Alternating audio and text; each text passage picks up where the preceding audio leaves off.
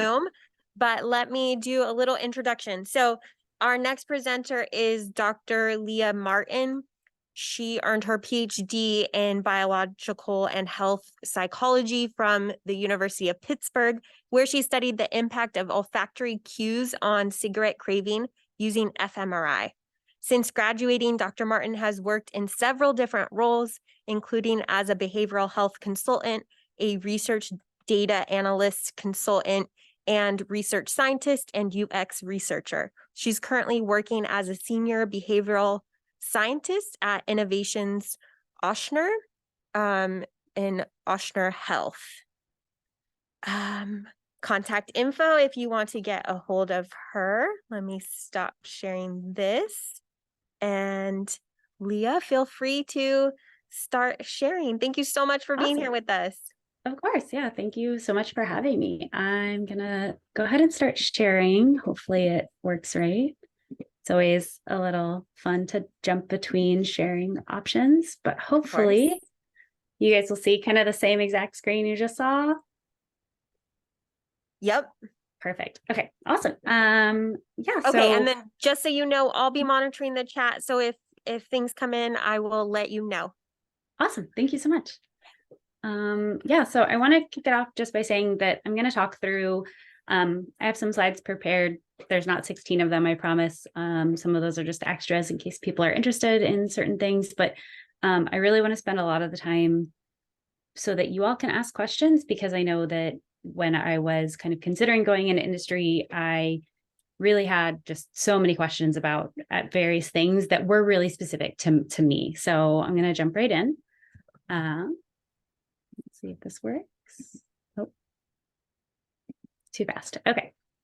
I have a little bit of lag. There we go. All right. So I want to be really transparent in that when I thought I was going to go in industry, I thought it was going to be a very smooth transition. I kind of thought like I'd find a role and then I would stay in that role. And I think part of why the mismatch has occurred for me is that I was probably, like many of you, in the education pipeline for a really long time, right? You go from high school to undergrad to grad school, and then you're like, all right, I'll do a postdoc and then, land a role and then get tenure. And I think that the reality has been not that, especially in industry. And so I'm going to show you both kind of what my journey looks like when I present my resume or CV, or kind of do my very quick, elevator pitch. And then I'm going to show you what the journey actually has been, because it is not this fluent. So, this is kind of pretty logical. I went to school and then I decided in grad school that I didn't want to stay in academia. I did an internship at UPMC, and then I had a few roles as a research scientist or a UX researcher, and kind of am now in what I would consider kind of my fourth main role. The transition from Ochsner to Sutter is actually actively happening. I will be starting Sutter at the end of this month. That was an unexpected change, which I'm also happy to speak about as well. But yeah, right, this looks pretty logical. This is some of the actual journey. There were switches and changes along the way. It's really messy. There's stuff I'm sure I forgot to put on here as well. But really the point of me showing you this is twofold. First is that whether you're in industry or in academia, you are in charge of telling your story and connecting the dots for people. I think when I was in academia, I always worried that my research seemed very disparate from each other. The reality is there was a common thread. And as I was getting closer to graduating, I made that realization. But, in the middle, I didn't feel like things connected.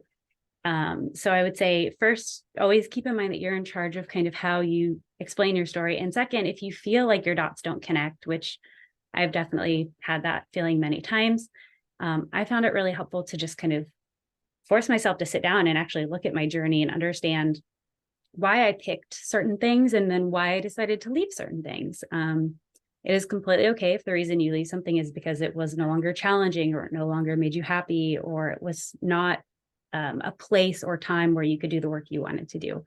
So I think it can be really helpful to do that. It can also be really helpful to engage others who know you well to help you with that. It's really hard to reflect on things that are more recent, I think. And I've found it really helpful when I've been able to ask peers or mentors to help me go through that exercise.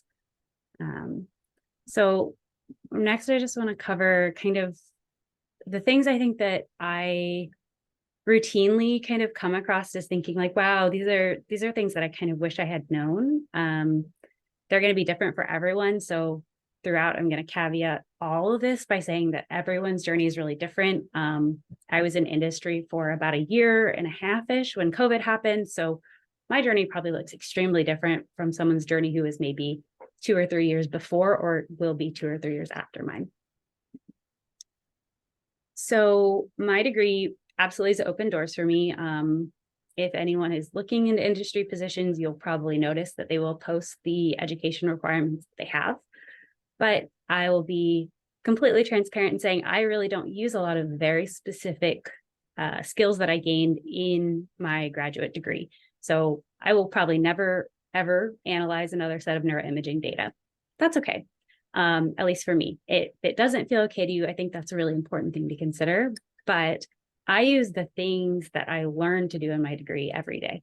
So advanced degrees teach you how to think logically. They teach you how to document your steps. They teach you to be a really good project manager in some ways. So if you are teaching and managing undergrads and working between different advisors and managing, manuscripts that are at various places while also collecting data, you're doing a lot of project management type things. You just may not realize that that is kind of what those are. So I use processes that I learned in my degree all the time. And I think because you are taught so well how to learn as a graduate student, it sets you up really nicely to learn in your new roles, which I think I found I've needed to do. I did not have formal UX training.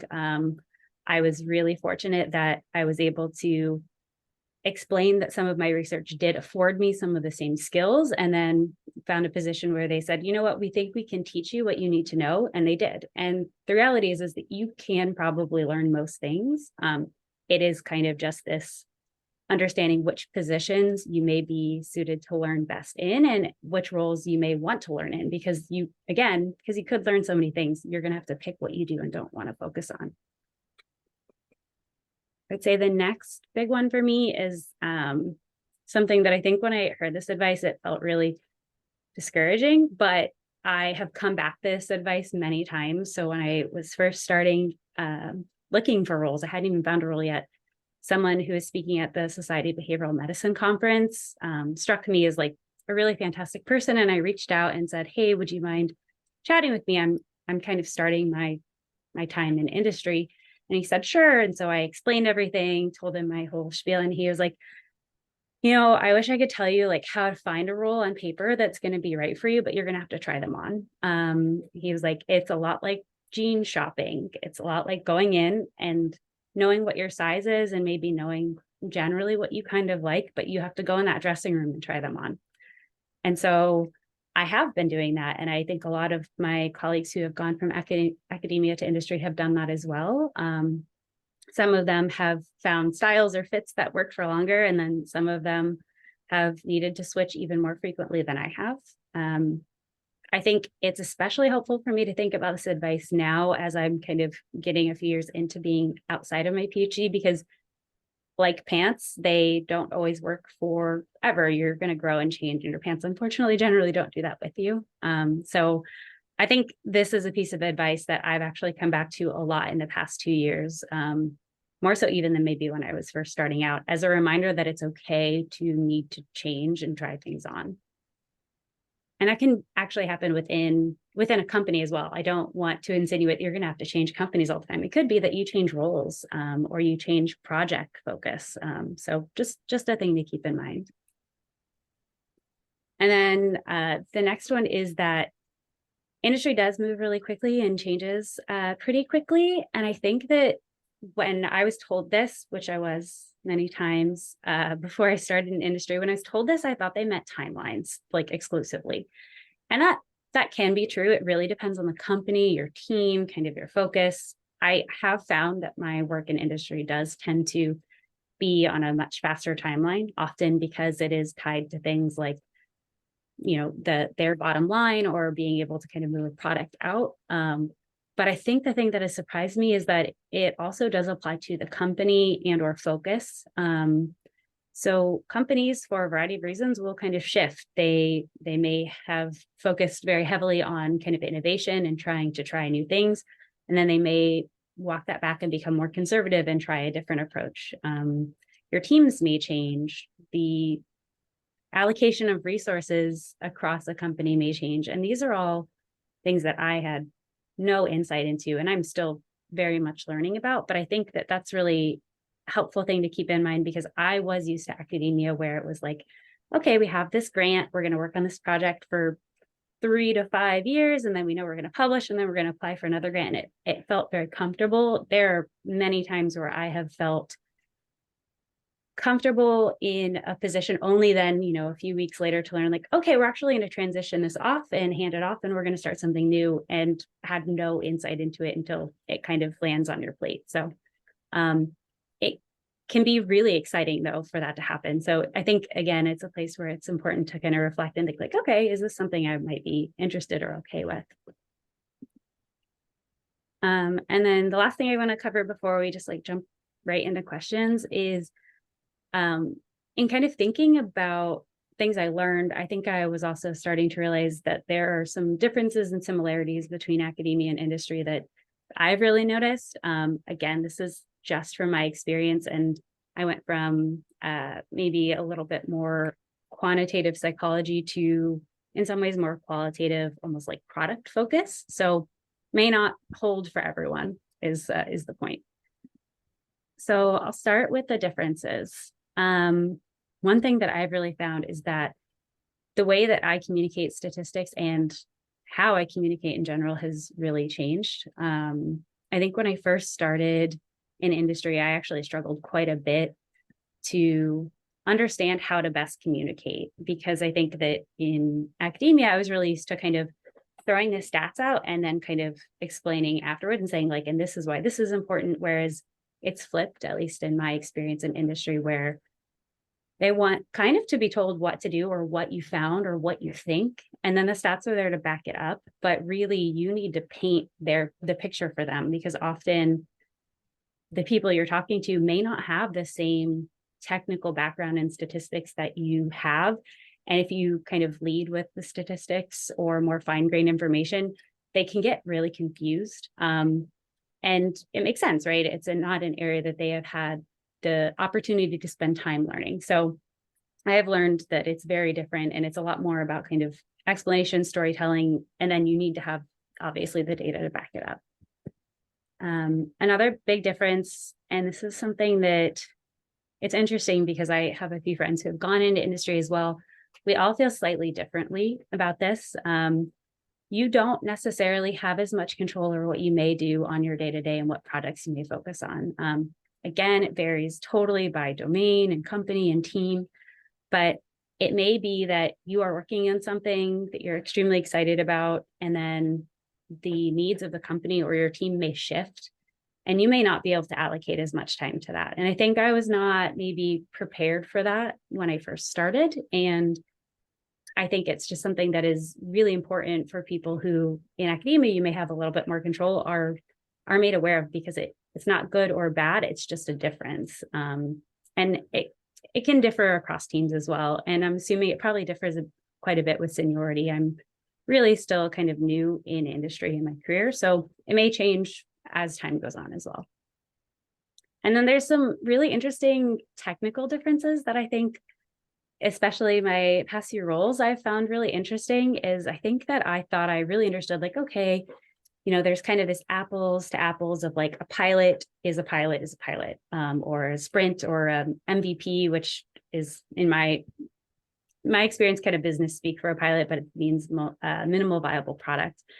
I thought they were all the same, and they're really different across domains. Sometimes things can move much quicker in industry, and sometimes if they fail, they're gone.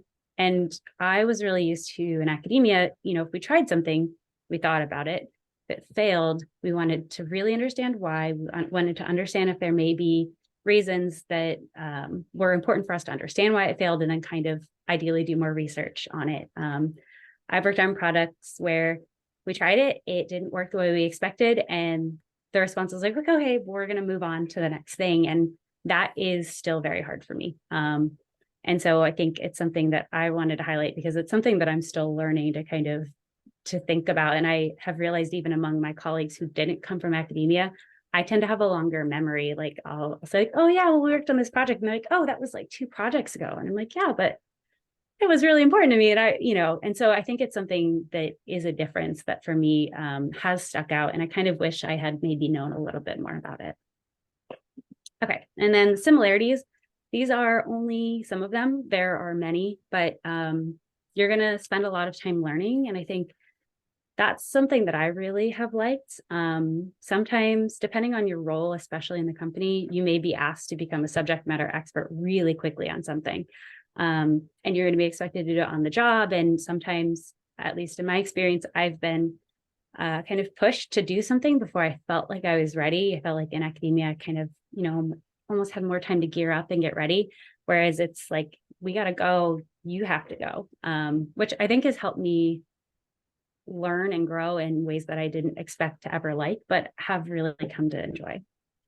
Like I kind of mentioned, you're going to juggle multiple tasks and projects and collaborators. And I think this is where people who have an advanced degree, we have kind of this edge built in because you do this like from most people, I feel like from day one of your grad degree. You have to teach, you have to research, you have to work on your milestones. And so that will not go away. The types of things you might do might change, but I think that's an area where we're really skilled. And then another thing that is very similar, it's called something really different. And I at first kind of didn't realize there was a similarity, but a lot of times there's this idea of having to pitch something or explain a product or do something called stakeholder management, which is kind of, in my experience, explaining kind of what you want to work on or hope to work on to people who are really involved in the product or project, whether that's internal or external. And I was kind of very afraid to do this initially because I was like, well, I'm not really sure what this looks like. It looks a lot like grant writing, or it looks a lot like answering questions after you kind of propose your thesis or dissertation. It's obviously not, a many, many pages document. Often it's slides, but I think, again, this is an area where like your advanced degree will have trained you really well because it gets you ready to think about the fact that you're going to need to explain your thought process and what you're hoping to see and what you maybe found to someone, and then get to the point where you're really comfortable fielding questions. I think, again, that's something that is a similarity that I didn't realize was there, but has kind of shown that it's very, very much the same. So I want to get to questions because, like I said, I had just many of them when I was starting. Some of these are questions I had. Some of these are actually questions from when I was able to do this last year. And then some of them are questions I've just been asked by other people. But I'm happy to leave these up or take them down or kind of however you guys want to spend the time. That was great. Thank you so much. Are there questions in the audience? I think if while we wait for those to come in, could you speak to what being a UX researcher is for folks if they're not familiar with that? Definitely. I actually have some slides of that, which makes me really excited. So a UX researcher, UX, even though it is a little odd, it stands for user research, user experience research.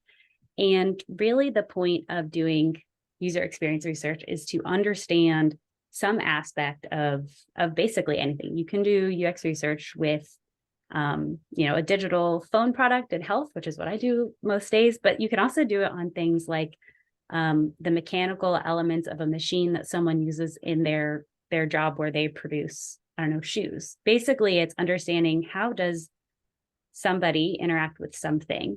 And it looks really different depending on what kind of things you're researching, but I do think there are some similarities. And so the images I have up are actual kind of like elements from UX work that I've done or different guides, but you'll notice that like image of the sticky notes, it's looking at things that are really relevant to like experience. Like what are people doing or thinking or saying?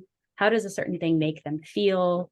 And I think this, again, was about kind of an element in a health digital app we were creating, but it's one of those things where it's like, if you've ever used an app and you've really loved it, or probably had a lot of UX research on the back end. And so this research can happen at any stage of a product or project. It kind of depends on the type of company you're working in as well. UX research, I think, is best when it happens at the start, right? If we're researchers, we need to start with kind of a theory. And if you haven't had any research on what you're doing, often the best way to get data is to do it and to gather it yourself. But it depends. Sometimes it only happens at the end. So maybe something is done or completed, and then we kind of give it to the user and say, hey, can you tell us what it's like to use this? What do you love about it? What do you hate?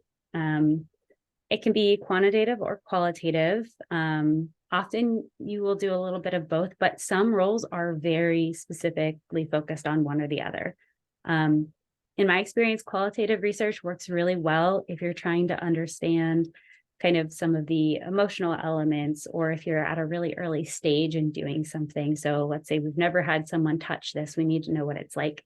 Versus the qualitative can be really helpful when you need, obviously a lot of data, or if you're pretty sure that you maybe know the answer and you're kind of deciding between two options. You're like, do I want this to be bold or italicized? And then you kind of give people one option or the other and then kind of go from there. And then who you work with, I think was a really interesting thing for me for UX is because I came from the research side and I was the UX researcher, I didn't know about all of these other people that work on things like this. So there's UX researchers, and then on the other side of the coin are UX designers. And so they tend to handle a lot of the visual elements. One of the images that's on there right now is kind of a program they use called Figma. And so they make things look beautiful, or they understand how the interaction piece may actually work.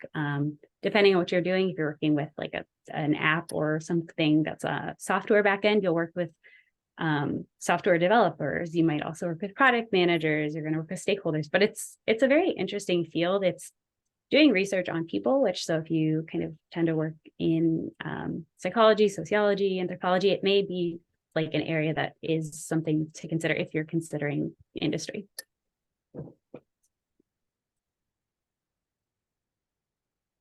If folks have questions, feel free to raise your hand and we can get to you if you're on the Zoom, or drop it in the chat and I will be sure that we get to them. Could you speak to a little bit, if someone doesn't have any experience in qualitative research, do you have any recommendations for how they might go about getting that experience? Yeah, so I didn't have too much qualitative research experience, honestly. I had done some semi-structured interviews, which was kind of like very limited. Hey, can you tell me what this scent reminds you of? And then someone would respond with kind of a short answer. The good news is there are a lot of, I think, online learning tools for you to learn kind of what qualitative research is. And even, I think, some classes to help you do it. I think another thing that I found to be really useful was to look for internships. So I actually did a UX research internship for about 3 months over the summer. And internships, it can feel very strange to do an internship after you've like just completed a degree, or while you're still completing a degree, because at least for me, it felt a little strange to be competing with people who are like a sophomore in college for these positions. It felt strange, but I think it's really helpful just to try to step back and say, I need to learn how to do this. And if I can find a way to learn how to do it in a structured way that can be helpful. I have heard other people advise people to try to do work for free, or kind of find a group that may be interested in using their services. I think I would have struggled to do that because I almost didn't like know where to start. I didn't know how to learn how to do it on my own. But I do think there are resources, or internships can be really helpful. And then, yeah, obviously there is the option, like, I don't know, say your friend is like trying to figure out something that they're doing in their work. And you're like, oh, it'd be really helpful if you ask people about that. Like that could be a way to kind of build portfolios, are often like a way that UX researchers or designers show their work off or show their skills off. And so it could be a way to build your portfolio.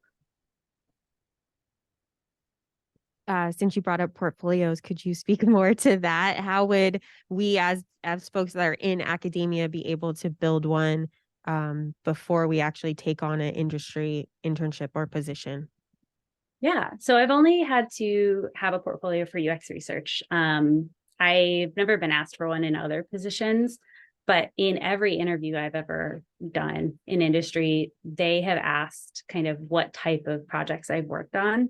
And so when I was building my portfolio for the UX stuff, what I did was I listed out kind of the big projects I had done and then started to write down, the big bullets came out first. Like, what was the thing I felt I learned the most in that? And so, um, honestly, I think keeping a list of what you've done and then where you think those skills might fit in, I think that's really hard when you're starting sometimes because you don't realize that there's like transferable things. So, for example, one that a friend of mine helped me actually figure out was really useful is when we were doing our neuroimaging study, we had to get a bunch of images of different smells. So peppermint was one of our smells. So I needed a picture of someone like chewing bubble gum and all kinds of things that remind you of peppermint, right? Candy canes. And I just kind of thought of that as building my stimuli set. And she was like, well, that's kind of what we do in UX research too. She's like, if we're interested in testing how people are going to navigate a website information architecture, we build a few versions and then we put it in front of them and say, hey, which one is easiest? So I think even though I hadn't done that, I was like, well, I've built stimuli sets. I know how to do it in a way that is logical and makes sense. So I think like starting by writing stuff down and then trying to ask yourself like what it is you actually did if you had to explain it in the simplest terms. And take pictures of stuff, which I'm really bad at, but like that picture of sticky notes, my supervisor had taken a picture of, and I had to like text her and ask her for that. If you're doing a UX portfolio, people like to see images. Again, in other interviews I've done, people just ask me, like, what projects have you done? Where have you kind of contributed, especially with the behavioral science work, being able to kind of list off like what my contributions to different projects have been. Hi, Leah. My name is Daniel, and thank you for sharing your journey. I'm looking for an academic job now, but I actually started in industry. I'm an electrical engineer, and it was nice to see that your similarities and differences also apply to Nice. in my area. So it's pretty generalizable. But That's awesome. right now, I think one interesting thing that I see a lot when I mentor students, and I have a thing for mentoring high schoolers and undergrads, and really early in their career, let's say, they're already worried about this. What do I do if I want to get an industry job later on? And sometimes I'm at a loss for words to tell them something useful as a mentor. So my question to you is, if you have like people, students really early in their career, like high schoolers or undergrads, sometimes they're seniors, sometimes they're early in their studies, and they come up to you and they say, well, what should I do if I want to get an industry position later on? Usually my students, they're working in computational biology. So they do a lot of biological work, wet lab, but also computational work. So I don't know if you have any advice for mentors to give advice to students. I would appreciate that. Thanks. Yeah, of course. I would share that I think that that is true for some of the students I've spoken to as well. I haven't had the chance to speak to too many undergrads, but I've definitely spoken to first year grad students who are like, I know I want to go into industry. And I think one thing that I've found really interesting is that, especially in the roles that I've worked in, I am often unique in that I have a PhD. Most of the people I've with don't necessarily have PhDs. Lots of masters of public health, or even MBAs, but also many people who did, their undergraduate degree and decided to end there. And I think that what I have found is they have the almost exact same skill set, if not better in some ways than I do, because they have spent time learning some of those skills in industry as well.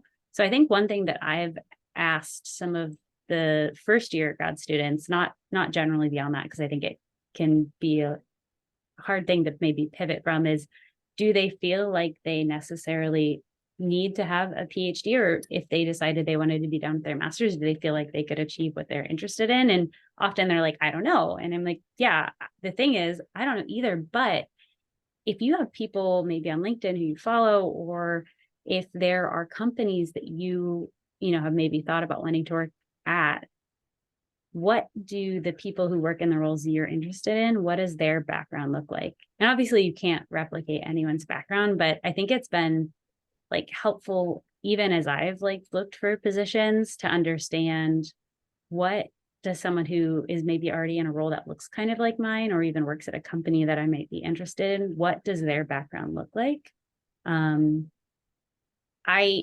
I will be honest, I struggled in my PhD. It was really difficult for me, especially at the start. And I am not sure if I would have told myself to like necessarily get my PhD to do what I'm doing now. I might have said, hey, look into a master's of public health or consider other options. But I didn't have that knowledge then. And so I think it can be really helpful to think about maybe why they're already targeting industry. Because also, I know that going in industry is something that many people have been thinking about more recently, or it seems like it has been. I've heard it spoken about more recently, but if there are things that they like about academia, are they okay with leaving those things, or would they want to at least try them on, right? Because grad school is a time to try some of those things on. So I really enjoyed teaching. And that's something that at some point I want to make my way back to doing, but I wouldn't know that I like teaching if I hadn't tried it on with my PhD. I don't know if any of that answered your question, but I'm hoping maybe some of that was helpful.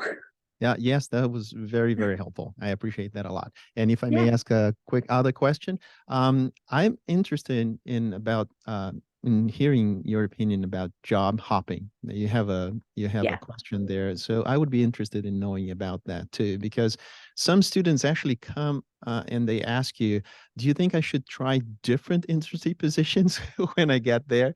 Instead before settling for one, and I just don't know what to answer. So I guess this kind of comes to the topic. I would appreciate some insight on that.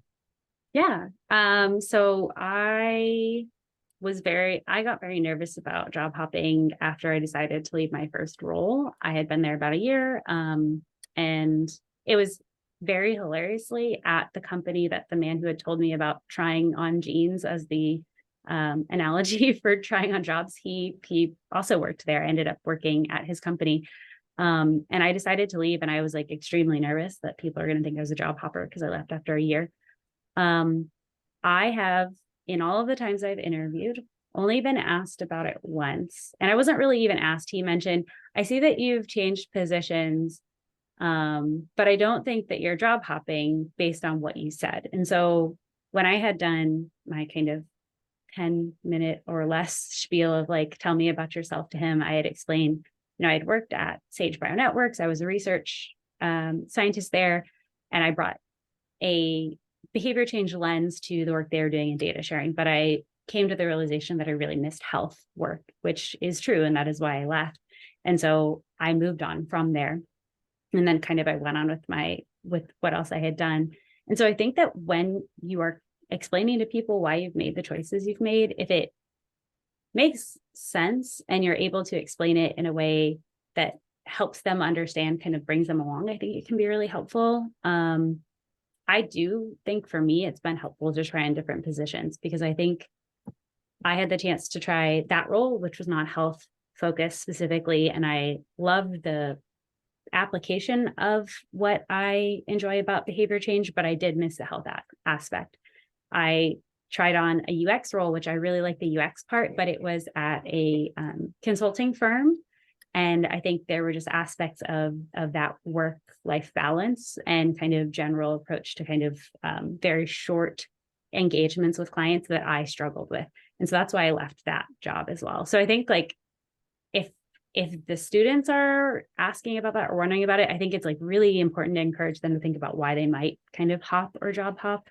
But I think I've been surprised I felt like I need to be ready to like explain myself. And it's only happened that someone has brought it up once.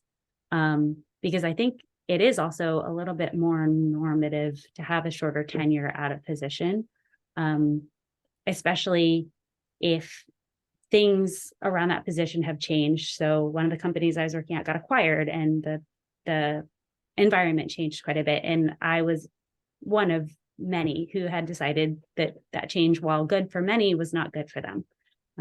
So yeah, I think it's individualist.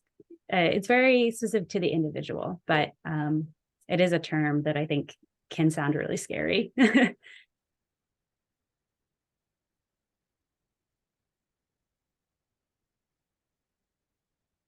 Okay, so I have a couple things that I would love for you to speak to that you have up there. First, could you talk to us about informational interviewing? I've heard a lot about it. I'm not sure if everybody has, and I know it can be super helpful as you're exploring what is out there, what you can do in industry. Yeah. So informational interviewing is reaching out to individuals who maybe either have gone into industry or work at a company that you're really interested in, or maybe even kind of the type of role you see yourself doing. So they may not work at a company you're interested in, but let's say you think you want to be a project manager. So you reach out to someone who's a project manager. And this interview, the goal is to understand what about them that drew you to reach out to them can be useful for you to understand. So the ones that I have had with individuals, I try to keep them shorter. A lot of times these are people you don't know. So it can be helpful to say, like, I'd really appreciate 30 minutes of your time to understand more about X, right? To understand more about working at Oshner, to understand more about being a behavioral scientist, to understand more about going into industry with your PhD, whatever it may be. And then I've found people are generally really receptive. A lot of times they'll say that they're interested in doing a call or like a Zoom type thing. If you're local and you can like grab a coffee with them. I have never like actually got to do that, but I've heard it's like amazing. So, and then really, like, I think the things that are useful to be prepared with are a list of questions that you are specifically interested in their input in. And so it's okay if some of them are technical, like, what are the skills you have, or what are the specific things you work on, with the understanding that they may not always be able to tell you exactly what it is because of, restrictions. But I think like more general questions have been really helpful for me. So things like, how did you decide kind of when it was the right time to try on a role like this? Especially, I think if they are someone who has left academia, maybe after a little bit of time, or they're in a position that you would maybe see yourself in a few years. A question that I have also found to be really useful is, what advice would you give me knowing what you know about me? So like, also be prepared to tell them a little bit about yourself. Because it's really interesting how often I think people get asked about doing these types of things. And I think it's been really interesting to get insights from them where I've had someone say like, well, you don't really seem like you're interested in maybe like grant writing or publications. You seem like you're interested in this. And they were right. And it was really interesting for them to be able to ascertain that about me in like 15 minutes. Another thing that I think that I didn't know initially about doing like a good informational interview is your interviewees are not going to talk to each other. And I've actually found it really helpful to ask the same exact questions sometimes. Like sometimes it's good to ask specific ones to them, especially if you have very specific questions. But the question of like, what advice would you give me? I've asked every person I've done one with, and it's really helpful. Other just like things is, be really aware that like if you said 30 minutes, that it is just 30 minutes. I take notes because I don't remember stuff very well off the top of my head. So I let them know like, hey, I'm going to take some notes if that's okay. If they are someone who is working in an industry or a position where you are interested in maybe hopefully getting a role, it can be really interesting to ask if they may have roles, but I would caution it just because like one thing that I had to learn as well is not everyone who's willing to kind of do an interview with you has any power to say offer you a role. Even if they love you and they would love to do it. It's can be really helpful though to ask, like, can I keep in touch? Would there be any roles that you could see opening up? If I had further questions, would it be okay to reach out and then kind of to follow up as needed with those things? Because sometimes you make really strong connections doing these interviews, and sometimes it's just a one-off and both are okay. Thank you so much. In regards to, you have up as a potential question, how do I know what will be the right fit? And maybe you can even speak more to, how do I know that something that once was the right fit now no longer is? And what do you do when you feel that happening? Yeah. I think the one thing that's been helpful for me with like figuring out if something's the right fit at the start is, especially when you're applying to a lot of roles, I think it can become almost like formulaic, right? You're like, okay, this role, I meet these requirements. Let me write my my cover letter. Let me kind of move around things in my resume as needed. But what I think I realized is like I was doing that a lot. Like I was sending out as many applications as I could, and I at some point stopped after not hearing a lot back and was like, okay, maybe I need to be more selective because it's clearly something is not landing on their end. And it was partly, I think, because I was applying to anything. Like I was applying to stuff that really wasn't truly the right fit for me. I think if you read a job description and you get excited about it, that's a really good sign. And then as you kind of move on, like, you know, if you get into the interview process, I would say it's really hard, especially when you are like, I really need a role, to remember that you are interviewing them as well. So if red flags go off for you, if something doesn't sit right, like it doesn't necessarily mean a right off no, but don't ignore it, or try not to ignore it. And maybe ask yourself what you think is going on. And if you're early enough in the interview process, it can be helpful to try to figure out if you can probe more about that. So like if you're like, hey, my gut feeling is like, maybe this role is actually more geared to someone with X experience, like later in the interviewing, if you get to that chance, maybe ask, you know, in a way, if you're able to confirm or get any more information on it.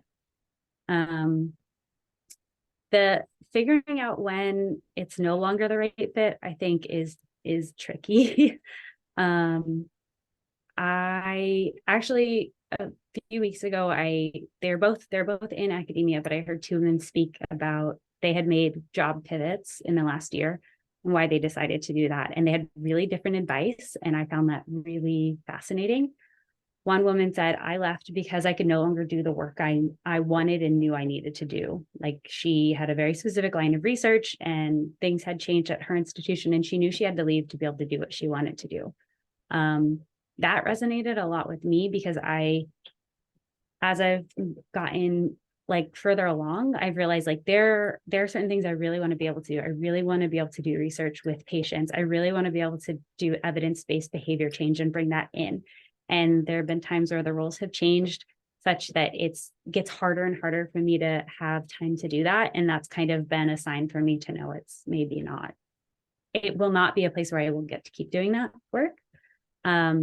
The other woman, her response was, I knew it wasn't the right fit. I had that feeling in my gut, like it just over time built up. She had family obligations that she couldn't leave when she like came to that realization.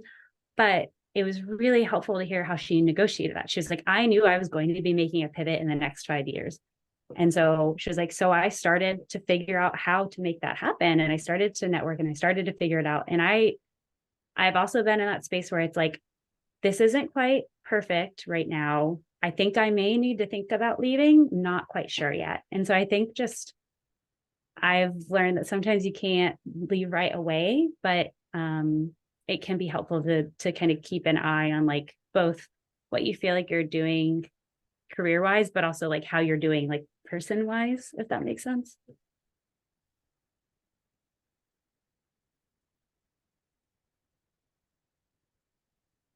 Hi, Leah. My name's Lena Cater. I am a PhD candidate here. I've been debating, and I really am, I think, deciding to go from academia to industry. And I find that in interviews, I'm not really sure how or like what to negotiate really. It's like, it's such like a blurred line for us because we're not really taught or really know what things to negotiate. So what did you negotiate as you were transitioning, as well as what have you seen from others that they negotiated that you thought was like something you never thought of, or that it's kind of on like the more successful side that you've seen? Yeah. I did not know that reallocation funds were something that you could have. That's definitely nothing I had ever heard about. I will say that those generally come with a requirement to stay a certain amount of time. But salary, I think, is obviously the biggest one. I got to learn a lot of knowledge secondhand. My partner, who's also in academia, went into data science and actually went through a program where they helped academics transition into data science and industry. They had an entire week on negotiation because that's how important it is.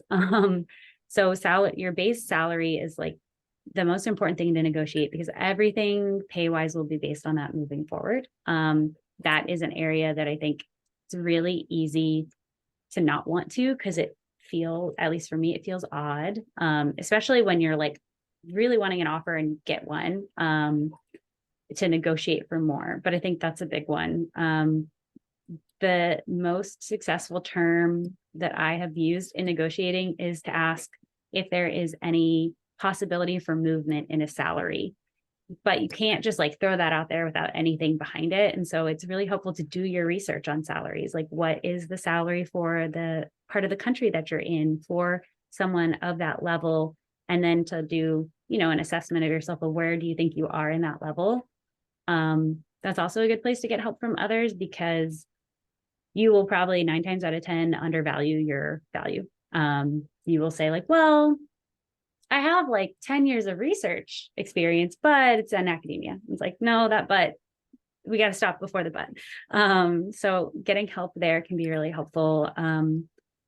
Sign-on bonus is also something that people can negotiate. Not every company offers them. Sometimes there's a time limitation, but that's also something.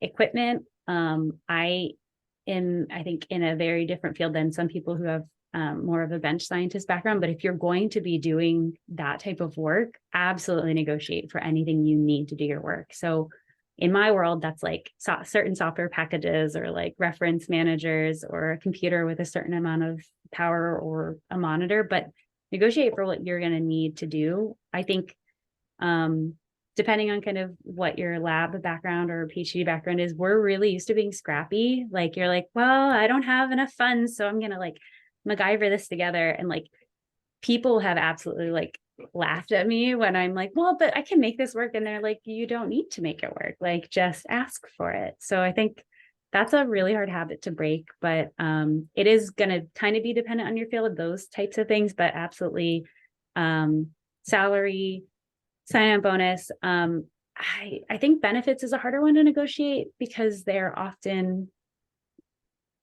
company wide, but that may be a place depending on where you are. Your start time, there's like a bunch. I'm trying to think your start time. So if they're like, we want you to start in 3 weeks, and you're like, well, I want to, give wherever I am now 2 weeks, or I need time off, you can negotiate your start date. What else? I feel like there are others that I'm forgetting, and if they come to me, I will drop them in the chat. But there's basically someone who was teaching my partner's class said, once you have an offer, everything is up for negotiation, which I think is often true. Even things like hours, like if you're like, I know this is technically a 9 to 5, but I really need to be able to get done at 3:30 on Mondays and Wednesdays for X reason. Negotiate that at the start. Don't feel like it's something you have to wait to ask for. I guess going off of that with the base salary, that's kind of where it's like, so say you're in an interview and they're asking you, hey, what do you think your payment should be for this role? How do you answer that without being so like arbitrary, like very general? Because I'm assuming you can't like directly be like, well, I deserve this, right? But how do you go about that then? Yeah. I mean, I do think some people do, which can work, maybe could work in your favor, but I think again, it's often that it's easier to undervalue yourself. Most roles will or should hopefully post a salary range. If they don't, I would ask, like in response to that question, I think I've said things like, well, I'm really interested in knowing what the range is that you all were offering. And then when they give you a range, that kind of can give you a place to start from. A thing that I found also really useful is understanding things like what was the required education or background, and then what was like the nice to haves. And so if you're checking every box or you're checking most boxes and then some of the nice to haves, you will be at the higher end of that range. This is also where the information on interviews can come into play. If you're talking with someone and you feel comfortable asking, something that I've asked is, would you feel comfortable sharing your salary with me? Some people will say no, and that's okay. And then some people will say, yep, it's this, and it was this here. And like, I think salary sharing is becoming a lot more normalized, which is really good for everyone, because it makes it easier for everyone to have equitable access based on their actual skill level. So in response to that, I would say ask what the range is, so that you don't undervalue yourself, because I have absolutely done that and only learned when I was leaving a role and then was told by others what they were making. So, which is not a fun feeling. Thank you. Yeah.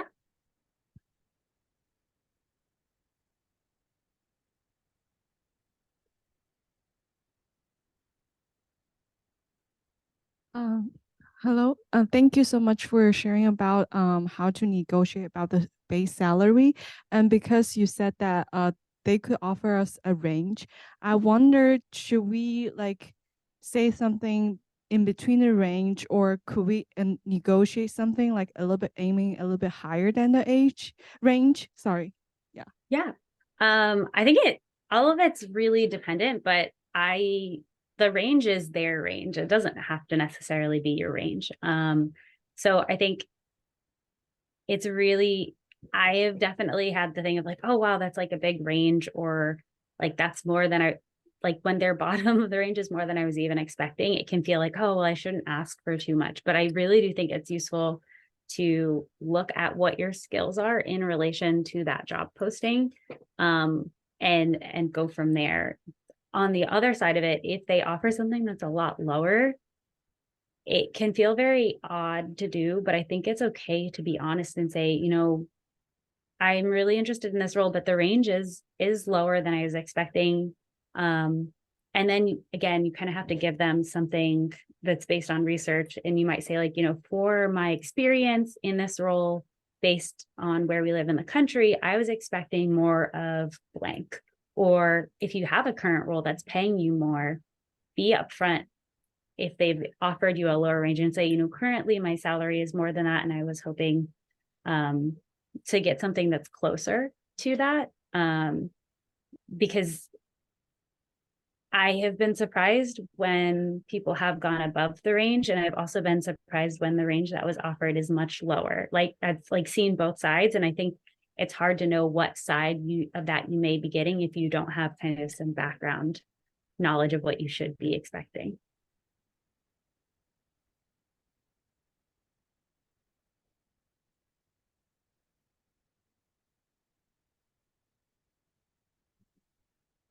Hi, Leah. This is Daniel again. And Hi. I'm interested in your last question that I can see here. Do you miss academia? Probably for different reasons. But if you do miss academia, can you give me an example of why you miss it? Or if you don't miss it, why you don't miss it? Since I'm going into it, it would be interesting to know that. Thanks. Yeah, definitely. There are some parts of it I do miss. I miss teaching. I think I mentioned that I had liked being able to try on teaching. And so I have been trying to figure out for a few years, like how to kind of get that back. I like tutored and I mentored a little bit. I, in January, will be starting adjunct at one of the universities around here, teaching a class, like one class a semester. So I'm excited to do that because I did miss that. I also miss some of the rigor and the ability to kind of see a project through, which I think I kind of alluded to a little. In my roles at the moment, it's often kind of a handoff, like we'll work on it and then we'll hand it off. I don't always get to like see the end results. And at least in the roles that I've been in, we are not doing, randomized controlled trials where we're often doing something that's a little bit more fast and loose. And that is exciting because it gets done quicker and you get different outcomes. But I do sometimes miss being able to say like, well, I think the mechanism of that is this. And then like you dig deeper and deeper, right? Like you kind of spiral down into that research thing. I miss that. I don't miss grant writing. As I mentioned, I'm not really like big into the grant writing aspect. I think that I maintain a better work-life balance. I say that I maintain a better one because I know people in academia who are extremely successful at maintaining a good work-life balance. And I have met people in industry who are extremely unsuccessful at it. And I think there's a combination there of place and person. And for me, the place and person combination has worked better in industry. And then I think the final thing is, hilariously, I am in the city where I did my PhD now, but I moved away for a little while and then came back. And because in part of, I think, the remote options with COVID, it has become at least easier from what I understand on the industry side to work remote. I don't know if it is the same in academia. So I think if I were in academia, I would probably miss the ability to move around. But that is not true for every industry job. I know many industry jobs are moving back into the office. So yeah, I think those are the big ones. Yeah. Hi. Great talk. I hate to go back to salaries real quick, but I had a quick question for you. Yeah. You mentioned that you have your PhD and you work with a lot of masters or MBAs, and I know this is probably dependent on what industry you are in, but in your experience, normally you'd expect if you have a PhD, obviously you're better prepared, or the higher degree you should make more. Um, but sometimes when you look at job ads out there right now and jobs are posting for, say, they would like a minimum of a master's degree, but the step up for the PhD isn't that a larger step up in a sense. In your experience, is um, are companies still sticking with a wider or larger pay range for the higher degree? And this doesn't really apply to me because I have my PhD, but in my lab, a lot of grad students are always like, should I just continue on to get my PhD, or should I finish early and get a master's and go to industry? So I was kind of curious if you had any insight into that. Yeah, I think it varies a little bit, not just by industry, but also by academic field. So I'm psychology, but I have a few friends who are engineers, and it does seem like for them, it seems more certain that there is going to be a difference in pay, at least from what they have shared with me. Whereas for example, with a user research role, I think that when I was first starting out, I was probably making much closer to someone who had a master's. And it wasn't until I had more specific experience in that realm that I was able to kind of say like, well, I also have a PhD in this experience. It's weird, but I would almost say it's like kind of almost depends on how they see your PhD as benefiting them. Whether or not they're going to really increase the pay. And I think it also depends on the role. So if it's a more senior role and you're able to explain that you have experience managing people, whereas maybe someone who has a master's has less experience or time doing that, that can be really powerful. So part of it, I think, is it depends, but I generally feel like the range would be higher, but depending on your experience in that specific role, it may not be much, much higher.